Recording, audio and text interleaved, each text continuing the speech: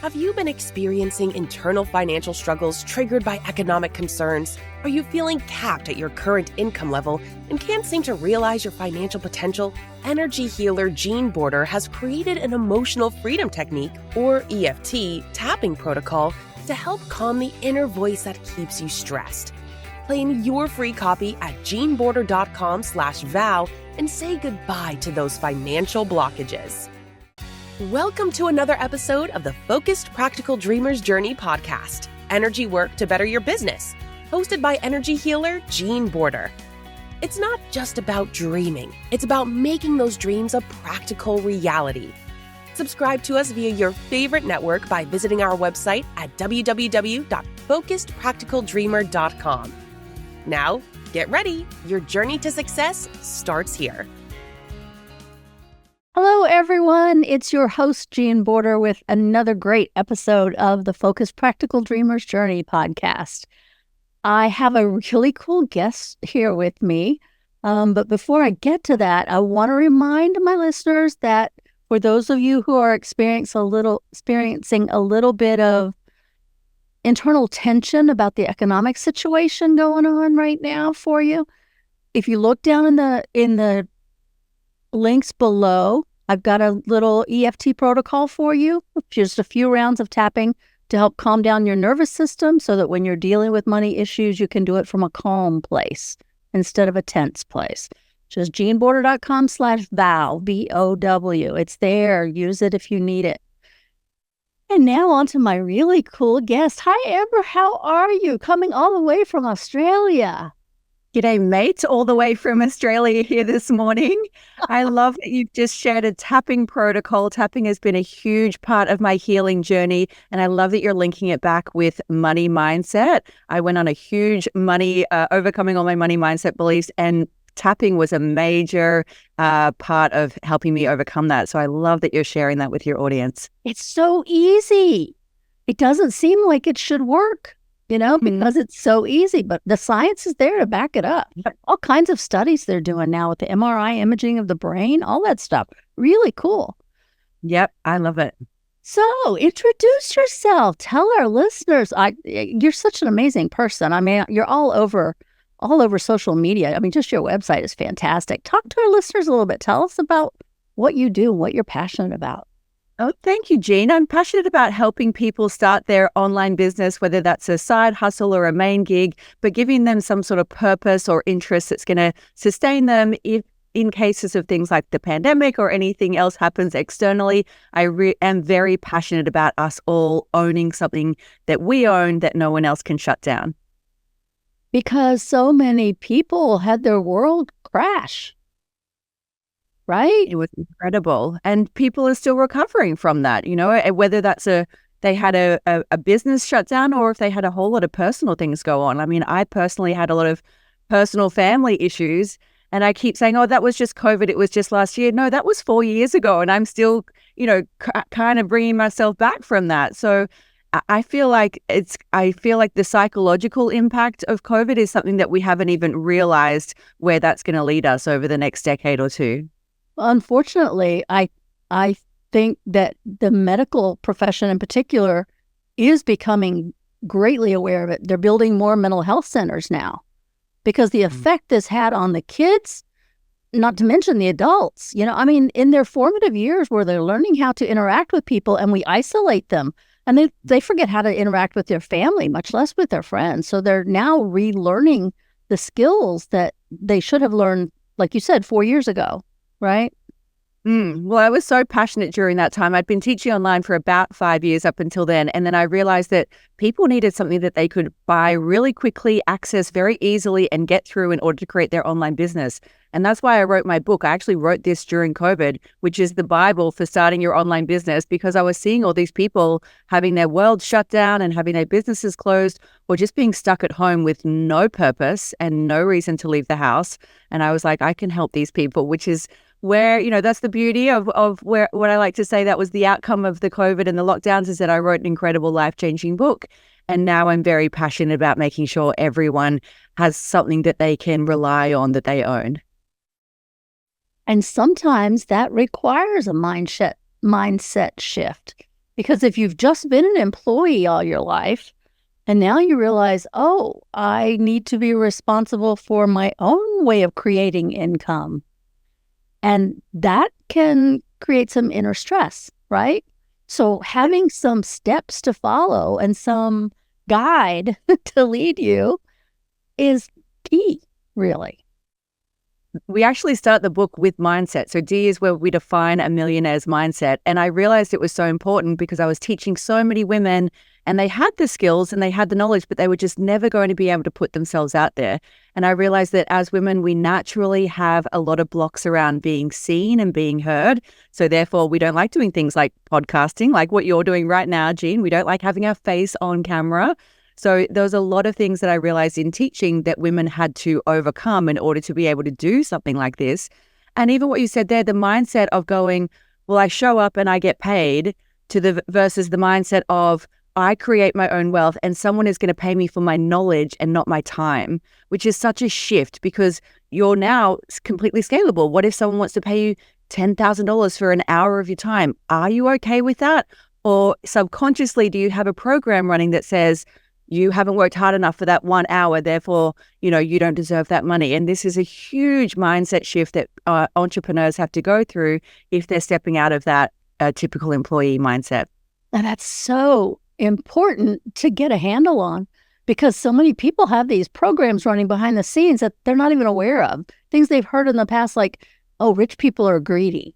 Rich people are bad. Money is the root of all evil. Well, no, that's not quite the way it goes. But think of all the good you could do if you were bringing in more money. Look how many more places you could donate, how many more people you could help if you had more resources yourself, right? But it's hard sometimes. Go ahead. My mantra these days, which I tell myself over and over again, is it's very important for me to have a lot of money because I'm very good at generously distributing money. When money flows to me, I generously distribute it like a current. The currency is like a current, I distribute it, and I'm very generous with my distribution. So the way that I think of me earning wealth is, it's important because I am capable of earning large amounts of wealth, and I love distributing it to people and giving it to people that aren't able to generate at that capacity. And that was a huge mindset. I mean, we've talked already about EFT and tapping, but the money mindset belief that I was raised with, which I often talk about, is that whenever we were driving in our very crappy family car and my dad saw someone driving a fancy car like a Mercedes, he would always say a very typical Australian term. He would say, geez, what a bloody wanker, which is a very Australian thing to say. And so in my mind, what registered was, my dad doesn't like people who drive fancy cars. And so I have gone and lived a large part of my life, right into my mid-30s, before I got anything like a nice car. I was driving beat up, really crappy cars, living in beautiful houses, traveling around the world, dressing really, really well, able to have all this other luxury and wealth and abundance. But my car was always embarrassingly bad until I uncovered this belief that my dad would not love me if I drove a nice car. And you would be disloyal to him. Absolutely. Because he had that belief. And if you go against his belief, you're being disloyal. Mm-hmm. There are so many parts of beliefs that we create that we have to look at, step back and look at logically, and then break down the parts that are keeping them stuck inside us. It's crazy how the subconscious works. I mean, it's logical. It keeps you safe, right? Keeps you in line with your dad. Keeps you part of the clan, keeps you part of the family. Make sure that you're not going to get kicked out and left behind when the clan moves on. But, these are things I often say, new level, old devil. So even when I'm reaching a new income level, I'm still looking at the car. Most people would have upgraded their car by now, and I'm still looking at that old car going, that old car is still kind of okay. You don't need to spend much, so it's still that same programming that I have to go back and go, Amber, you can upgrade the car. Your dad will still love you. It's going to be fine. But the car works. It's perfectly fine. I can live with it. But do you enjoy it? Does it bring you joy? Exactly. Or are you just living with it? Mm-hmm. So talk to me about how you got started in business. So my entrepreneurial journey is not what we see these days on Instagram with the hashtag entrepreneur life. I used to be a civil engineer, so I used to build roads and bridges on a construction site, and then started my first business, which was a fashion label. So I started with me on a sewing machine. We made 4 shirts the first week and sold 4 shirts. We made 8 shirts the next week and sold 8 shirts. And 5 years later, I had 120 accounts around the world. We exported to Paris, Tokyo, LA, and South Africa, and dressed some of the biggest celebrities of the time. And this was back in the day, it was Paris Hilton. And this was before social media. So I was kind of doing influencer marketing before influencer marketing was even a thing. So that was my first business. I thought I would have that business for the rest of my life. It was all I ever wanted to do as a little child, but the universe had bigger plans for me. My manufacturer went out of business, which caused me to go out of business. And the impact of that just basically put me into hospital. I realized that I'd worked myself to near death. I had cancer, stomach ulcers. I was on anti-anxiety and antidepressant tablets, and I was a shell of a human being. So that was the end of the first business. I swore I would never, ever start a business again. That was it for me. I had to figure out how to live the rest of my life as an employee. Turned out I'm not very good at that. So I lasted about a year as an employee, started my second business. And again, I just started that business with a passion. It was something that I loved doing. And this was a consulting business, which I'm sure a lot of your audience is currently in. So I was trading my time for money. I was showing up and doing one-on-one consulting work. So I was a celebrity stylist, but it was essentially the same as show up, do one job, get paid for one amount of money, and then at the end of the week, hustle for the next client the next week. So I was in that business model for about 4 or 5 years. And again, I had incredible success at that. So I started with no network, no clue, no idea how to do it. 3 years in, I got 2 of the best contracts in the country. I was the fashion editor for a national glossy publication and the resident stylist at a radio and TV network. And I was also the TV presenter for fashion TV. So I was living my best fashionista life, thinking I was going to do this for the rest of my life. But there was always something in my background, in the back of my mind, that was saying, this business model is a bit faulty because you're capped at the number of hours you can do every week. So you're never going to earn more than the amount of hours there are in a week. You're going to end up burnt out again if you try and overdo it. And my rate was capped at the stylist rate. So a stylist has a day rate. They get paid a certain amount per day. That was it. So again, there was something about that didn't fit really well for me. I had no freedom. You know, if I stopped the business, I stopped getting paid. There was no scalable business model. And again, the universe had bigger plans. I lost all of my contracts due to the effects of the GFC eventually hitting my industry. I lost all of my contracts in the space of about a month, and I was unemployed and unemployable. I couldn't get a job anywhere. I couldn't get a bar job. I tried to go back to the construction site. They didn't even want to give me a job. I had absolutely nothing left. And thankfully, my brother said, you should create an online course. This was back in 2015. We used to have to explain to people what online courses were. You used to have to say, you're going to study it online. You'll log in on your mobile phone. And that course did 6 figures in the first year and still does 6 figures every year since then on autopilot. So that was my very first way of monetizing my passions. So that course teaches you how to be a celebrity stylist. It was the first online fashion styling course in the world, still one of the best. After that, I was super passionate about personal branding and publicity because that is, again, what I was doing in my offline world. So I taught a course for female entrepreneurs to help them do things like what you're doing right now, showing up on camera, speaking eloquently, getting publicity spots. And then my third passion in life, as you can see, I'm a multi-passionate entrepreneur, which I'm sure all of your audience is as well. They don't know which passion to monetize first. My third passion was mindset, which we've spoken a lot about. As you've heard, I've had a lot of hardship that I've had to overcome in order to keep being successful. And I thought, I've got ways that I can teach people. I'm not an expert in mindset. I'm not Deepak Chopra. I don't have some fancy degree, but I've certainly developed some tools that have helped me that I can share with other people. So that was my third course, which is a money mindset course and a mindset course. And then my fourth course, I realized I was really good at teaching courses at this point. So then I created a course about courses. And from there, we've gone on to create a done-for-you course creation agency. And we've written the book on online business. So that's my journey. As you can see, it's not really what we're seeing these days of I started a business last week and now I'm a millionaire. There's a lot of highs and lows, but I'm grateful for the journey because it really led me to where I think is my true passion, which is this business. I think you've mentioned several times something that I think we need to highlight for the listeners who are just moving into the entrepreneurial space. Just because somebody says it on social media doesn't make it real. I just booked my number one client for so many millions of dollars. Well, yeah, what went on behind the scenes? And did you really do that? And how many years did it take you to get there? Because what is publicized is the absolute best face, right?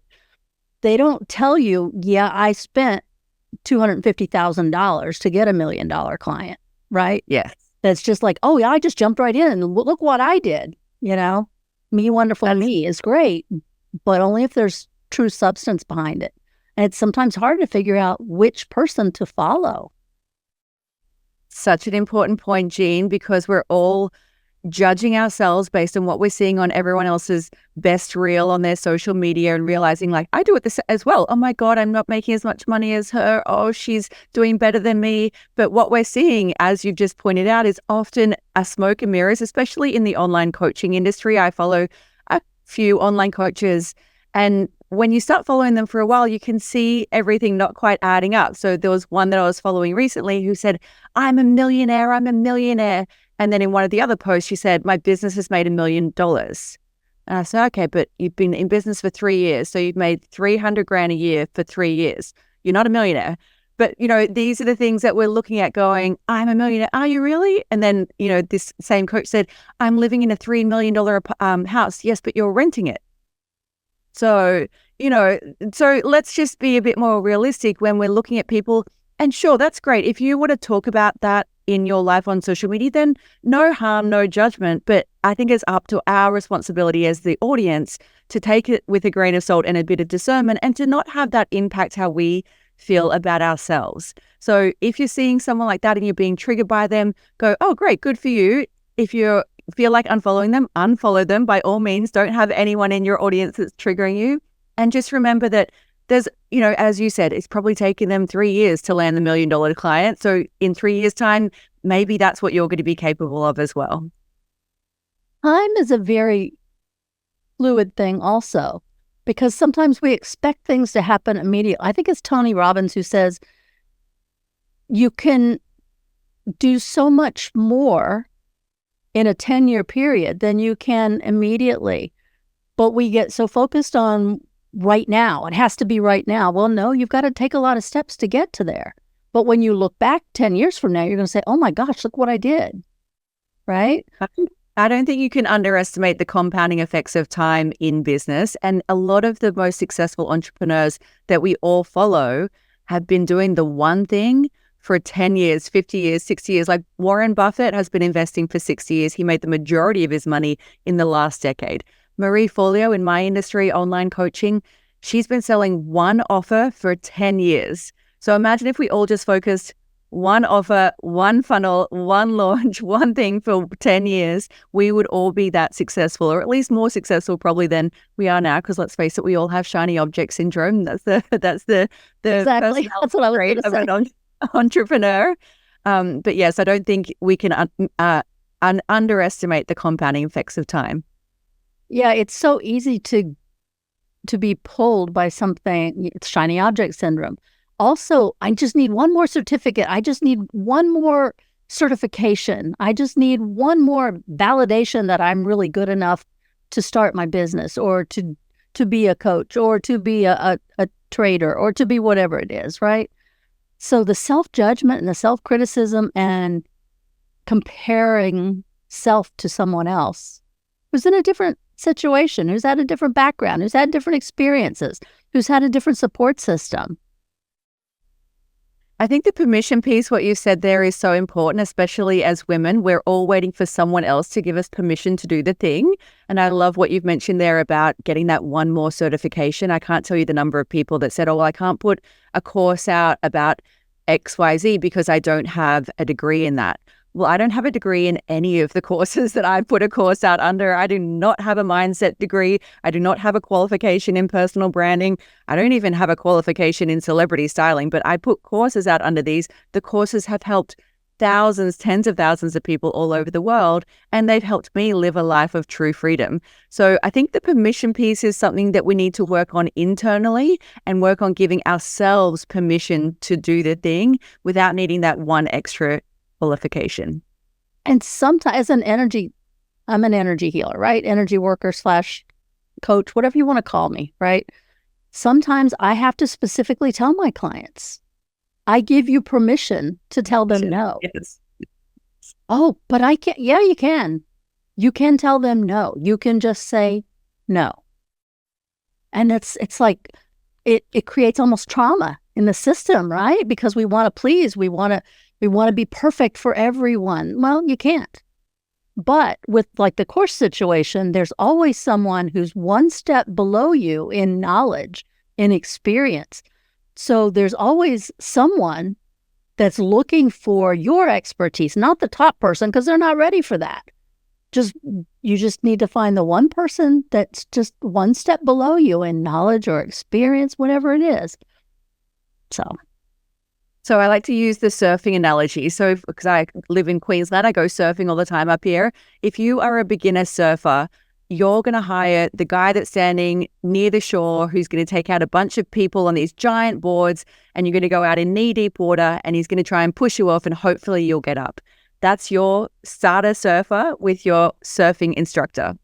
If you're surfing already and you wanted to improve a little bit, you might hire someone to take you out to the back on a shorter board and help you get up and sort of perfect your surfing dynamic.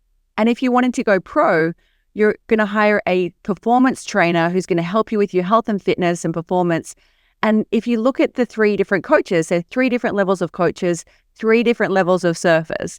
And in your industry, whichever industry that is, there's always going to be someone at those 3 different levels or more levels. And I always think it's up to us to turn around and help the person that's behind us and help them step up to the next level. I think of it as our duty. If we've learned something, overcome something, had some hardship that we've overcome, or something that is really helpful in our lives, I honestly think it's our duty and our responsibility as humans to turn around and help the person behind us and be like, hey, I've got this great thing. If you do it, your life will be better or happier or more fulfilled. So come and do it. So you mentioned you also do done-for-you courses. If someone comes to you and they're not even sure what kind of a course they could do, how do you help someone begin the process of deciding? So we always start with a genius zone analysis. So this is where we figure out $1 million offer. So your genius zone is something that to you is common knowledge because it's probably something that you've developed over the last 10, 15, 20 years. Maybe it's something that you do with your family that's a little bit different, or maybe it's something you learned in the corporate world that you can now share with people outside of the corporate world. So these little things that we don't even realize are genius to everyone else is actually what our genius zone is. And a great example of that is one of my students, Malay. She was a hair and makeup artist and a fashion stylist in her job. So her job was to do hair and makeup and glam and fashion. But on the weekends, she was super passionate about horse riding and rodeo riding. And she would go to rodeo competitions and watch female competitors compete on their horse.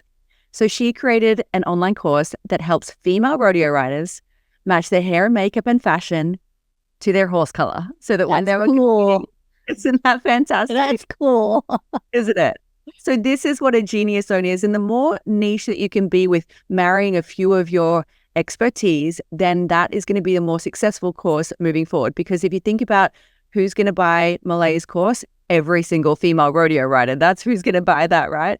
So this is what we first start off with, and everyone has a genius zone. It's just a matter of teasing all of these skills and life experiences and life lessons out of you so that we can start developing your genius zone. So just curious, do you use videos? Do you use, well, especially there are some people who just don't want to be in their own videos. Absolutely. I work with a number of people that do not want to be on camera. I completely understand that. We're creating a body positivity course for a beautiful therapist over in America at the moment, and she's like, Amber, I do not want to be on camera. I'm like, no problem. So her entire course is audio recording. So we record audio just on the tools that she already has. You don't need any fancy tech or any fancy tools. The quality of phones and everything that we all own these days is enough to get started. So do not let the tech get in your way. And she's recording audio for us, and we're turning the audio into slide decks and videos for her. So there are so many different ways for you to get your knowledge out there. Do not let the thought of, oh, I don't want to be on camera, or I don't have the fancy microphone like Jean has, or the fancy background like Jean has. That's not what people are buying your course for. They're buying the course for the transformation that your course is promising, and they don't really care if you have the fancy background and microphone like Jean. But it helps. Yes, it does help. But there are, like you said, the phones today can do so much, right? Not the best for podcasts and things like that, but not for podcasting. But if that's stopping someone from creating an online course, do not let that stop you. Put the course out there, get the feedback. Start stepping into that mindset of trading your knowledge for money. And then once you've got the money coming in, you can always upgrade your equipment and re-record your course. And then you've got your course ready, and then something else that you deal with is publicity, right, for the course? Right. Marketing the course, getting it out there to the world so somebody can actually utilize it. Exactly. So making the course is one of the steps, and then selling the course or drawing people to the course, where my M is magnetizing. So that's actually something that we start off with in the book. And magnetizing is all the free traffic strategies that are available right now. So there's things like publicity, there's things like social media, and there's so many different avenues that you can go and get customers for free. We don't have to spend money on ads. And these days, publicity, obviously there's things like guest podcasting, but it's really just as simple as finding someone who is already communicating to the audience that you wish to get in front of, and going and figuring out some sort of beautiful collaboration with that person. It doesn't have to be a fancy podcast. It can be as simple as, hey, can we do a guest IG live? Or can I come and talk to your 500-person Facebook group? If you're getting in front of the right audience, you don't have to reach tens of thousands of people. You can get in front of 500 people of your ideal customer and convert 5% of them. And well, let's convert 10% of them because the maths is easier. You've sold 50 customers. So let's start trying to think of like bigger and more audience and thousands of people, and just get really strategic about getting in front of the right people who are really interested in what you have to say. And that can be scary too, is actually putting your voice out there for the first time. But it gets easier. You just have to take the first step and then take another one and take another one and take another one. What I fall back on is, if you're on a boat out in the water is going to keep moving your boat away from your target. So if you just do these little course corrections and aim towards your target, you're going to get there. But you have to take the course corrections, and you have to keep going. If you don't keep going and face that target, you're never going to get there, right? So it's scary. It can be scary in the beginning. But again, no one said it wasn't going to be scary in the beginning. That's part of the entrepreneurial journey. I always say, if you want to be an entrepreneur, then make sure that you realize that you signed up to the biggest personal development journey that there is, because stepping into this space, you will be faced with every single fear, limiting belief that you've ever not even realized that you had. So congratulations, you're now on a beautiful personal development journey. And the way that you develop your story, so if anyone is listening to this going, I don't really know what my story is, I feel like I would fumble if I did a live stream. The way that you develop your story is by sharing it often. So if you're listening to me going, oh, she's got such an incredible story. I didn't start on my first podcast being able to tell an incredible story. I started telling a really clunky, boring story, and I developed it by sharing my story often on my social media every day, on my emails, on my own platforms, sharing my message often and realizing the parts of my message that people really resonated with, and then developing and fine-tuning them. So it is a confidence piece that you develop over time. It's not something that anyone who's a great speaker or presenter has woken up and been able to do. This is all practiced and rehearsed, and there is techniques and methods and formulas that all of the best speakers and storytellers are implementing that you're probably not even aware of. So if someone does create an online course, what do you suggest that if they have no money to spend on marketing, what are some ideas that might benefit them? So your very first course sales are going to come from your immediate network. So the people that are on your WhatsApp, the people that are on your personal Facebook page, the people that are currently following you on Instagram. Even if you have, again, 300, 500 followers in that immediate network, I promise you, you'll have your first 5 to 10 buyers. And that's all you need to get started. Because once you get started, again, you've got that momentum going, you've had a bit of money coming in, and then you can grow from there and start looking at more sophisticated ways to tell your story. But your first buyers are from your immediate network. And whether that's people that are in your network, or if you go to your SMS list and go, do you know anyone who's interested in buying this course? I'm about to put the course out. It's my life's work. I've been working on it for this amount of time. I'm so proud of it. When you start sharing the journey that you're on, you'll find that people are really excited for you and really passionate if you bring them into the journey with you. So when you're going down this path, I recommend sharing that you're starting the course creation journey, asking questions about what people would like in the course, sharing the course title before it's released, getting them to vote on that, and really bringing people along the course creation journey so that when you launch it, people are going, oh my God, I've been looking at you building this for 3 months, 6 months. I'm so excited for you. And then the fear steps in. Why would they want to pay attention to me? Right? The whole, what they call now the imposter syndrome. They'll find out I'm a fraud, whatever it is. How would someone deal with that? I really think once you get your first sales in, a lot of that mindset starts to shift. So I think it's sitting in the uncomfortableness of letting people know that you're creating this course and sharing it for the first time. And once you get those first sales in, even the first 2 or 3 sales does a lot to reframe your mindset of, oh my God, this is really working. And so the way that I teach this formula is called an MBP, a minimum bankable product. This is a proprietary term that I've coined to help people get out of that idea phase and get into putting something out, getting paid for it, getting some money in, getting some results in. So a lot of people get stuck. They go from idea phase and they try to go to signature course phase. So the tech platform, the 40 videos perfectly edited, the beautiful background, the fancy workbook. And this is where everyone gets tripped up because it's impossible to go from here to here. You need something in between that is a test pilot, a beta version, a smaller version that just gets you up and running.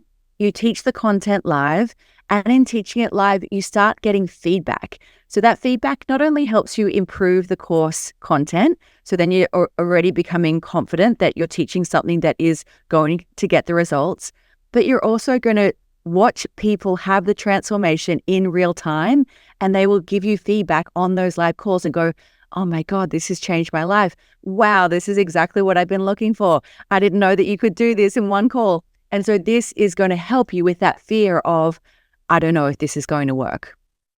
Cool. It can also help you fine-tune your course, right? The feedback that you get.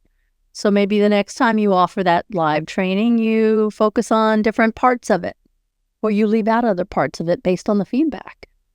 Correct. You improve it based on your missing knowledge gap. So I find a lot of experts, when they go to teach their course, they start teaching their course at point C, and then they teach point C, D, and E, and they don't realize that we actually need a point A and B before we could get to C. And this is a part of the genius zone because we're all geniuses in our expertise and we know so many things that it can be difficult to sort of figure out what you're going to put into the course content. It's very funny. I'm lifelong learner taking all kinds of courses. I just took one on interior design, right? But it was very interesting to me that she did actually go back to the very basics of noticing, take the inspiration pictures, notice what you are drawn to. Where do you like color in your room? Where do you like shapes in your room? Where do you not like color? Where do you not like shapes? Very basic stuff that for her, I'm sure is, she had to work really hard to get back to that beginning basic thing. But for me, it was like, oh, that's what I'm supposed to be looking for, right?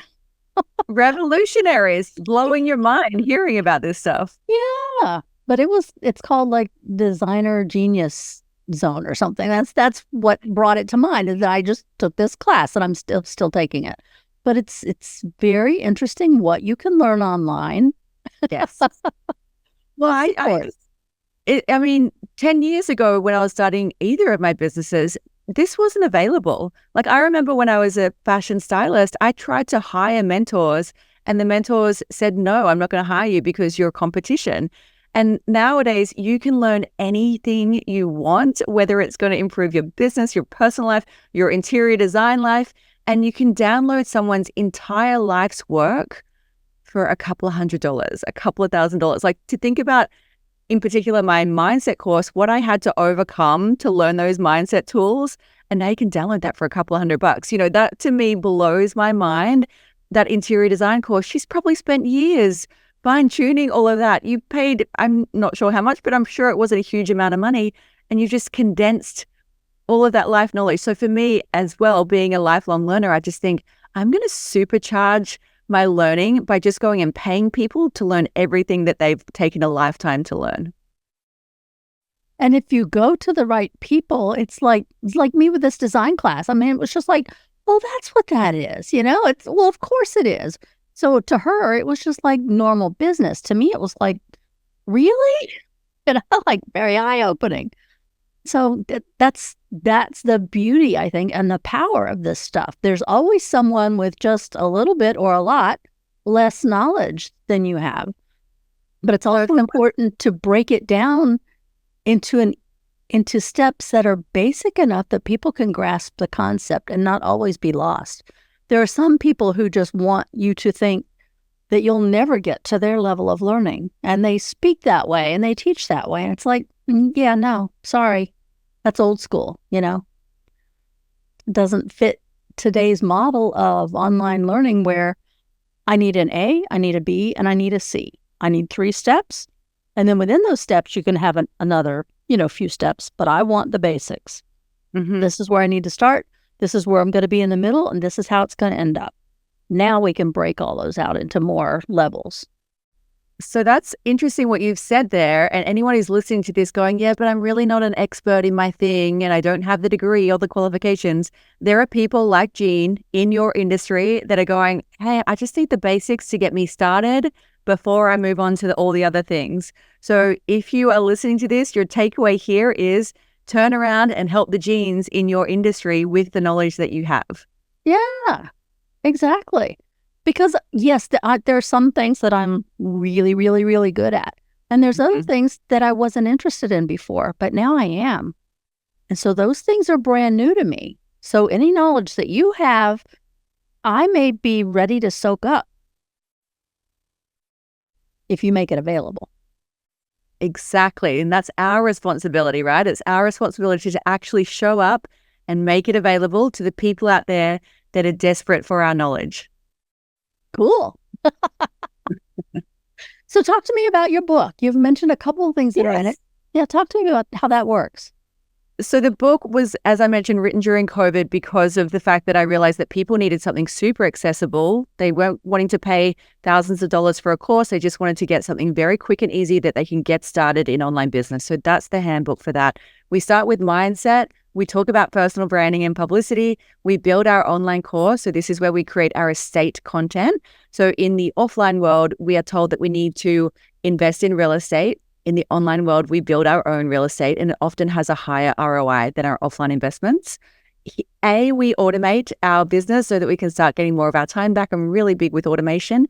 And then M is magnetize. So this is the free traffic strategies to create your dream life. Cool.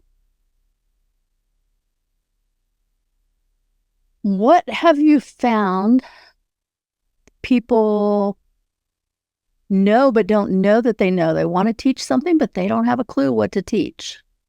How's that for a question?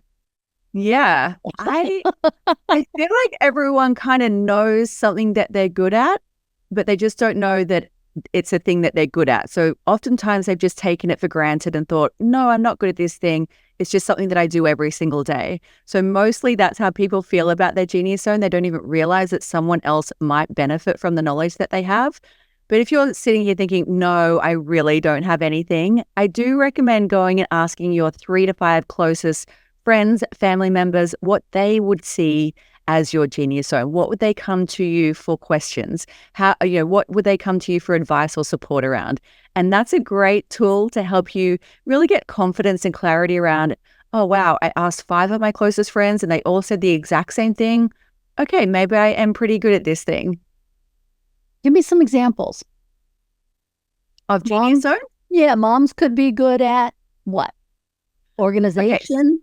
Okay. So just thinking about some of the courses. So we are teaching a discipline course at the moment. So this is a ex-military person who is also an ex-lawyer over in America, is very disciplined. So we're teaching a course for young men on discipline for him. We've got the body positivity course. This is a therapist that deals with health at all ages. So we're teaching a body positivity course. We have a, I don't want to say elderly person, but she helps elderly people with mobility and yoga and strength. So we're teaching a mobility and strength course for, I guess, golden years. That's the correct There you go. There we go. Experienced people. Experience, that's the word. We have a career, well, this is a great example. One of our career coaches who helps a lot of people with their typical career coaching, so resume, LinkedIn, that kind of thing. She came to us with that course and said, oh, I'm teaching a course. I want it to be, how to rise up the corporate ladder. Through the analysis of her genius zone, I realized that course isn't really unique enough. It's probably not going to sell. It doesn't have a unique methodology, but she was also very passionate about neuro-linguistic programming, which I'm sure you would know all about. So, and when we talked about NLP, she lit up. Her eyes lit up, and she'd just done all of her certifications and she was so passionate about it, but she wasn't doing that in her coaching business. It was just something that she was passionate about in her personal life. So in working with her, we realized that we need to incorporate her passions for NLP with her career choice of helping people in their corporate ladder. And we created a course that helps people through the lens of NLP to look at their corporate life. So this is a hugely unique course. Imagine the people that are signing up to that. They're going to be her ideal customers. They're going to really resonate with what she has to say. So this is another way to think about what could be your online course. Just trying to think about something others. We're teaching a psychedelics course at the moment. So how to train the trainer. So psychedelics for administering psychedelics as a therapist. We are teaching a course on how to overcome chronic pain by someone who has teaches essentially a physiotherapy clinic. And she's developed her own formula for chronic pain. So we're putting that out at the moment too. So a lot of exciting courses. As you can see, they're very diverse and there's a lot of different industries. Basically, if you can help someone save money, be more healthier, or have better relationships in any way, shape, or form, there is a course involved in that. And you touched on something else too. Make it unique so that people rush to it. To say, yeah, I'm going to teach you how to do yoga. Well, what's unique about the way you do yoga, right? What's unique about the process, the way you present it, I don't know. I'm not a yoga instructor, so I shouldn't have gone with that example, but something that makes it unique, I guess. So the unique methodology is something that all courses need to have. And the reason that people actually buy your online course is because they're connecting with your unique methodology and the person who's teaching the online course. So I teach a course about courses, Freedom Funnels, and in that course, my unique methodology is to do the MVP, which is what we spoke about earlier. So this is where after week 2 of doing the course, I'm going to make you money, which is what I'm very passionate about as someone who's been in business for a long time. I'm like, you need to get out there and make money ASAP for all the reasons that we spoke about today, largely mindset. So that's my unique methodology for creating online courses. And the reason that people buy my course over my competitors is because they connect with that methodology and they connect with the person teaching the course. So your brand story, your brand identity, your background story. So a lot of the people that buy my courses say, oh, I just love that you used to be an engineer and you've pivoted out of that. Or I love that you used to be in fashion. I saw a Facebook ad of you wearing a blue dress and I just thought, well, she's my girl. And that's why people buy my courses. And that's why people will buy your courses and your offerings as well, because they love you. They want to connect with you. They want to learn your methodology from you. And for those of you who hear the term branding, but you don't really understand it, what she just said is what a brand is. How people know you, how they recognize you, how they're drawn to you, because something about you is, I'm going to use that term, unique, and draws them in. Exactly. And the more unique you can be with sharing your authentic personality and your authentic likes, showing up in the way that is authentically you, the more you are going to resonate with people and draw those particular people in. And when they come and connect with you, it'll feel like you're instant best friends. They'll think, oh, I've been waiting to find this person my whole life. She's just like me. She looks like me, sounds like me. I'm, excited to learn from her. And that's where you start getting these true fans that will buy any course that you put out, that will stick with you for decades when you're putting out your offerings. Cool. So you happen to have a resource for our listeners. Why don't you talk to us about that? I have a Freedom Blueprint Masterclass, which is a free online masterclass. You can take it on demand whenever it suits you. And that class teaches you the MVP formula. There's a whole workbook in that, which you can map out your MVP live on the workshop, and you can map out your very first funnel. So for anyone who doesn't quite understand what the funnels are, we break it down super simply and easily in that training. And you can write your first funnel in the book, which will help you really visualize what is this whole thing of funnels. Cool. The link for that will be right below in the show notes. Just click on the link. It'll take you right to it. We have covered so much over the last little bit. I'm trying to think if there's another question that I just must ask you. Are there any final thoughts you might have for our listeners? I think we've covered a lot. We've talked about everything. Your dream for your life doesn't go away just because your life got hard. So if you have a dream for your life that looks a particular way, so my dream for my life was that I could have complete freedom. So before COVID, I traveled on one-way plane tickets, just me in a suitcase and a plane ticket. And I was a full-time digital nomad. And that's what I dreamed my life to look like. And so in order for me to get to that point, I needed to have a business that was completely online. I needed to have a business that was completely automatable and a way for me to be able to work from anywhere in the world. And I realized that I achieved this when I was living in the Gili Islands. It's a beautiful place off the coast of Bali, super tropical, lush, warm, beautiful. And one morning I woke up, I did a couple of emails and a bit of work for a couple of hours in the morning. And then I went out to do paddleboard yoga. This is where you're on a giant paddleboard and you're doing yoga on a paddleboard. And the water was crystal clear and the sky was blue. And I was in a little bikini. It was hot and tropical. And I was doing yoga and a giant turtle came up and said hello at, Wednesday morning at like 11 a.m. And I realized this was my dream life. I'd made more money that morning working in my tropical hut on my laptop than I would have when I was an engineer. And now I was doing paddleboard yoga, talking to turtles on a tropical island. And that was when I realized this is the dream. This is my dream life. So, obviously there was a lot of work and it got hard at times for me to get here.